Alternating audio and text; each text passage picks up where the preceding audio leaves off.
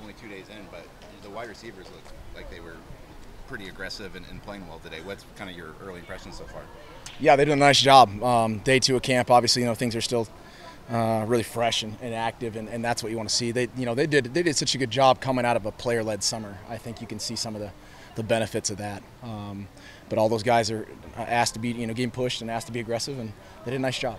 Mario said even in LA at Pac-12 Media Day that the drops for what you can chart in the spring were down like 80%. So how encouraging has it been that for all off season that it was an issue you knew you had to address, and that you're getting results right now that appear to be closer to what you want? Sure. Yeah. I think every day we go back and we look at that stuff and give a lot of feedback to the guys, and they came off last season knowing a lot of things we had to improve at all positions, and those guys did a nice job of responding. They've done a really good job so far. Did a really good job in spring. Again, a great job in summer. Just you can tell coming into camp. But that's key to our victory. At their position, and they've done a nice job responding. How timeline-wise, when do you want to make a decision between Dallas and Brady? On one hand, they're both veterans, so you could go very close to the start of the season, but do you have a time in mind as to when you'd like that decision to be made? Yeah, I don't think we've got an exact date. I think we're going to continue to make sure that they understand the organizational depth chart, and every guy and every day is going to get evaluated, and both those guys are veteran guys with a ton of reps, and we're fortunate to have it. I wouldn't put a date on that process. I think it's something we go into daily and talk about. Mike certainly got the crowd cheering with that big laid out catch in front of all the fans. Just a quick word on his progress through the last couple of days. Yeah, I mean, Mike has come out and kind of built off of spring as obviously a true freshman. He did, that's where I think that it pays dividends to come in and get those practices in spring and then go into a summer and being able to run and play with confidence, and it's really, it's really an attribute to how he's worked and the ability he's done early on to get here, and then let alone his just innate ability to play football. He loves the game. He plays it well. What you saw on film as a recruit, what's showing up out here, and I think that's part of the evaluation process. One of the things that he talked about, coming in, working with his brother, catching jug machines, throwing 70, before he even got here. I mean, does that kind of stuff manifest out there, at least in the first couple of days? Yeah, I think that's manifested. You're talking about Micah in general. Yeah, I think Micah's a good example of when you're evaluating guys. He's been doing that since he was knee-high or grasshopper. He was 5 years old playing with his dad, but he's done an awesome job as he's grown through with football. He's got an older brother, obviously, who you mentioned, but that part of going to college and now continuing that process he grew up within, he's done a nice job. When you guys have the referees out here, even doing stuff like on the one-on-one drills, do you have discussions with them afterwards about what are you guys seeing from your perspective of? Yeah, for sure. That's having the refs for us is a great advantage to have perspective on how they see things and what we can do, let alone just having the discipline every day, when you get them out there once in every 10 practices or so and your guys are not seeing them. We're just trying to get whatever we can bring that's more, game relevant, what we're going to try to do. And I think that's one component you guys have seen us do for a long time. What has this group of freshmen kind of done for the upperclassmen receiver group, just in terms of pushing them, keeping them aggressive, knowing how touted and how talented a lot of these new guys coming in are? Yeah, I mean, that's part of our recruiting process. Now, really, now going into our second year of full cycle is adding to the depth, number one, so the older guys get a chance to really have a greater group and be able to shrink that gap, and those guys push each other, and that's the whole key to everything within our programs, making sure we're bringing guys that are going to push us and make us better and make the arrow keep pointing up. What are you evaluating the backup quarterbacks? What are you looking for out of them from fall camp? Are the things of focus for them? I think that, the backup quarterbacks have to be able to continue to show growth just like any other position. I mean, seeing Tyler, let's use him as an example, running with the twos right now, making sure his steady progression as we go ahead and chart every throw and chart everything he's doing. He's getting as critical coaching as Justin is in that regard. And I think that he can see his evolution going along. And I think he can't be comfortable coming into that spring ball and saying, okay, I've gotten better here. Now I'm going to go ahead and take a back seat, because there's plenty of examples we use all the time of how fast that thing goes. A few years ago it happened, it went down all the way to the third guy, and fourth guy.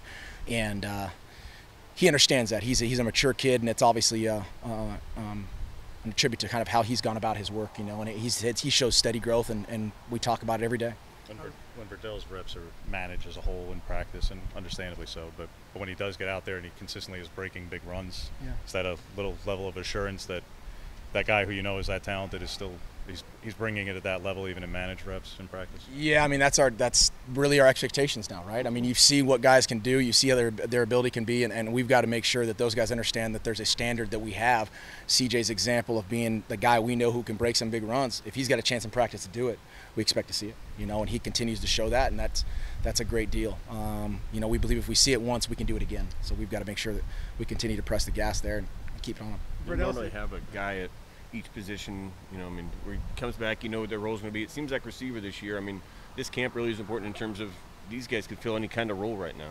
Yeah, every day. And we want to say it with the whole group, is the fact that you don't want anyone comfortable. I don't want anyone comfortable with their position. A lot of guys have a ton of reps on our offense. We have an opportunity to do that, only 1 year in one system, but no one can feel comfortable in that regard. Everyone's got to make sure that every day we're evaluated. And for the wide receivers, with the added group, with the added depth, I think every day is an opportunity for them to say, hey, I got to go out and go win a job, take a job, keep a job, and continue to get better. And whether they're comfortable or not, I mean, your linemen, 4 of those guys know they're going to play. Your quarterback knows he's going to play. Those receivers feel like every one of them could have a question that I might play, or if I'm not performing, I won't play. And that's exactly what we want them to feel like, is that they have a chance to make a play and make it a game-winning play, and make a big play and contribute, and not just be an X and O out there. They got to go in and expect to play. Riddell said yesterday that he felt like he struggles at times reading the holes, following the blockers on an efficient level. Do you feel like that's something he needs to work on? Yeah, I mean, I would be wrong in taking words out of the guy's mouth who's actually doing them. I think that's part of having been a player. If he sees that or feels that, that's probably right. I think what he's saying is that I've had one season to check this out. I still feel like I'm maybe not seen as fast as I want to be, or maybe sometimes there's some flashes of different things I don't see. But for the most part, in my opinion, he's done a great job of going through one season and saying he's got a natural feel back there. And Coach Marshall's done an awesome job with all those guys rolling through them. And I know that the arrow's up for sure back there, especially with CJ in regards to that. Is there anything you evaluated about yourself from last year, whether that be play calling, play design, things that you've seen over the summer that you want to improve on your end? No, absolutely. I think as coaches we do the same thing. I brought it up to the group on the first meeting. A lot of things we talk about is I make sure they don't forget about their summer investment, their off-season investment. And I point out all the things they've done to basically shrink the gap in each other in relationships and football, and all the things they put in forth and not to forget about. And I made a point to all of them, and Ryan, we did too. We went off-season, studied ourselves. We spent a really long time on ourselves, and then we went and visited other people. We talked to other people talking to us. We went down and saw NFL teams and talked to guys that we've worked with and college teams and guys that want feedback. We are absolutely of that nature, and specifically myself, making sure we are constantly evaluating what we're doing. How can we be more effective? And those things fire you up, man. That's how you'd be challenged, and you got to really love that expectation. Anything specifically that you jumped out? Just continue to be better. I think continue to be better in that regard. There's a lot of specifics we need to be. I mean, in regards to getting better. I mean, I like to build off of what we did, without getting into too specifics and getting into scheme. If that makes sense. How much did spring ball help Juwan's transition to compete for his position at receiver?